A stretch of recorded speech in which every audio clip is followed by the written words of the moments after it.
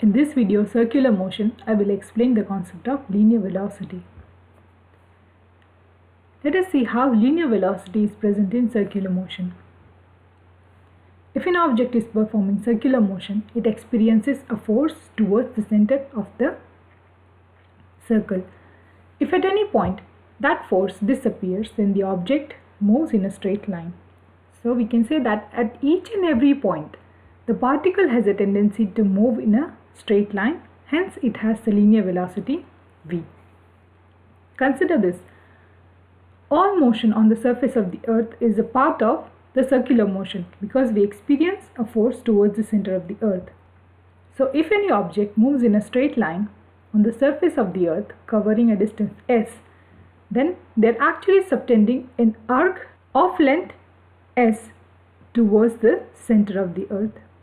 So for the radius r, we will have tangential velocities v such that v is ds by dt. So rate of change of this arc will give us the linear velocity. Now since we have a relation between s and theta, we can have a relation between linear velocity and angular velocity. So let us derive a relationship between v and omega. We start at the expression for theta. Theta is s by r. Differentiating this with respect to time, d theta by dt. Differentiation of s is ds by dt and r is constant, so it is multiplied here.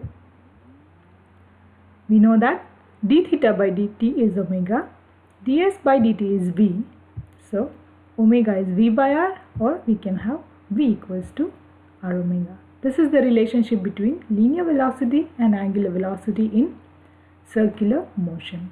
This is one of the expressions that you will be using most of the time in solving problems related to circular motion. For more problems and their solutions, follow me on Instagram. My account is Solutions by Tall Teacher. I cover problems related to circular motion, other concepts such as simple harmonic motion, momentum, electricity, electrostatics.